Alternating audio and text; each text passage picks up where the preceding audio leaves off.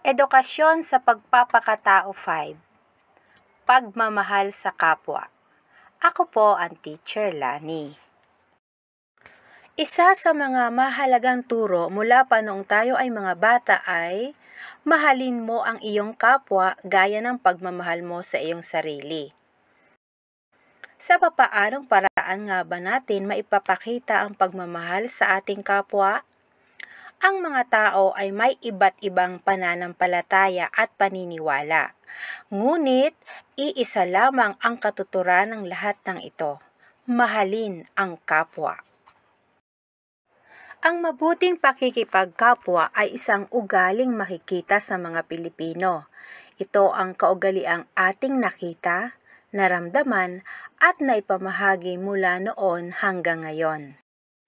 Ang pagmamahal sa kapwa ay naipapamalas sa pamamagitan ng pakikipagkaibigan, pagtulong sa mga nangangailangan, pagtulong sa mga nasalanta ng kalamidad, at pagpapakita ng paggalang sa lahat ng tao.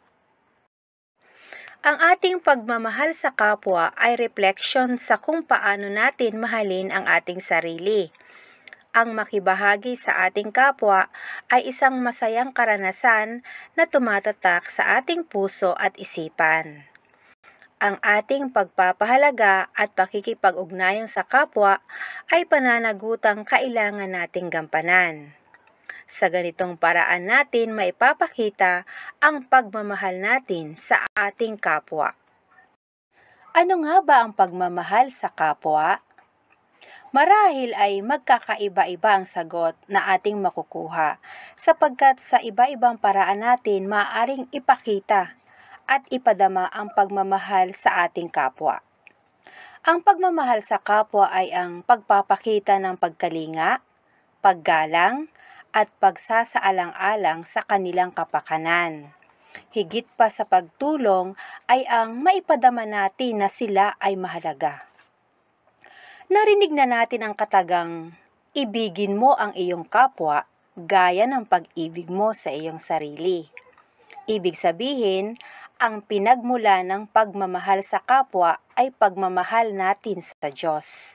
Kaya sa paghahandog natin sa ating mga sarili sa Kanya, ay ang pagbibigay natin ng ating mga sarili sa kapwa sa pamamagitan ng pagtulong. Kailangang tandaan na ang pagtulong natin sa kapwa ay walang hinihintay na kapalit lalo na sa mga lubos na nangangailangan at ang pakikiisa sa ating kapwa. Pagdarasal man o proyektong pampamayanan para sa kabutihan ng lahat ay walang pinipili, mayaman o mahirap, bata man o matanda. Lagyan ng check ang patlang kung ang pangungusap ay tama at lagyan naman ng X kung ito ay mali. Gawin ito sa iyong sagutang papel. Unang bilang, ang pagtulong sa kapwa ay maipapakita sa pamamagitan ng pagiging makasarili. Ikalawa, ang pinagmula ng pagmamahal sa kapwa ay pagmamahal sa Diyos. Ikatlo, ang pagtulong sa kapwa ay walang hinihintay na kapalit. Ikaapat, ang pagmamahal sa kapwa ay ang pagpapakita ng pagkalinga, paggalang at pagsasaalang-alang sa kanilang kapakanan. Ikalima, ang mga bata ay walang kakayahang tumulong sa kapwa. Basahing mabuti ang bawat pahayag. Isulat ang tama kung ang isinasaad ng pangungusap ay nagpapakita ng pagmamahal sa kapwa at mali kung hindi. Gawin ito sa iyong sagutang papel. Unang bilang, ginabayan ni John ang kanyang lolo at lola sa pagtawid sa kalsada. Ikalawa, voluntaryong tumutulong sa paglilinis ng kanilang paligid si Catherine. Ikatlo, ang buong klase ng Baitang 5 mapagmahal ay nag-ambagan, makapagbigay ng tulong sa namatayang kaklase.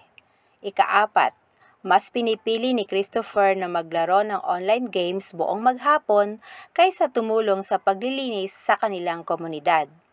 Ikalima, dahil nasa gitna pa rin ng pandemya, pinipili ni Chris na manatili lamang sa loob ng bahay upang hindi makakuha ng sakit. Basahing mabuti ang mga tanong. Isulat ang titik ng tamang sagot sa sagutang papel. Una, alin sa mga gawaing ito ang makatutulong sa kapwa? A. Pagbibigay ng mga pinaglumaang damit para sa mga nasalanta ng bagyo. B. Pagkakaroon ng magarang piging. C. Pagpapatayo ng subdivision para sa mga mayayaman. D. Lahat ng nabanggit. Ikalawa, ano ang ibig sabihin ng katagang, ibigin mo ang iyong kapwa gaya ng pag-ibig mo sa iyong sarili? A. Huwag mong aawayin ang iyong kapwa. B. Piliin mo lagi ang nakalulugod para lamang sa iyong sarili. C. Tumulong ka sa iyong kapwa kapag ikaw ay may makukuhang kapalit. D. Pahalagahan mo ang iyong kapwa gaya ng pagpapahalaga mo sa iyong sarili. Ikatlo, piliin sa mga sumusunod na pangungusap ang nagpapakita ng pagmamahal sa kapwa. A. Pakikipag-away sa mga mag-aaral sa ibang seksyon. B. Pagdarasal ng sabay-sabay sa bahay. C. Kusang loob na pagdalo sa pagtitipon para sa planong maglinis sa plaza.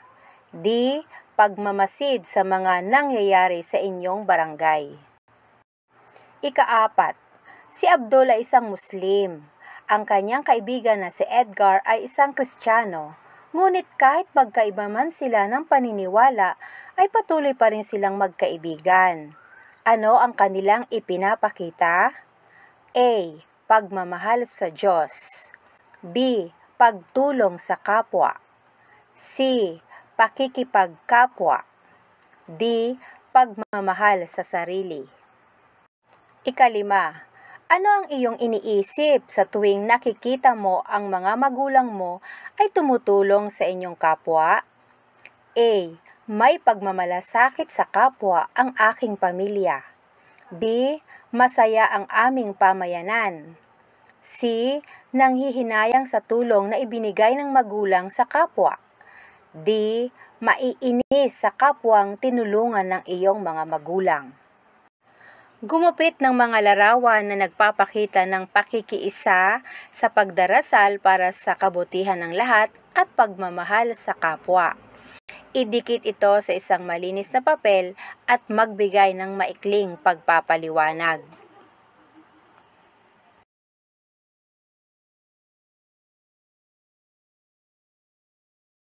Maraming salamat. Hanggang sa muli. Ako po ang Teacher Lani.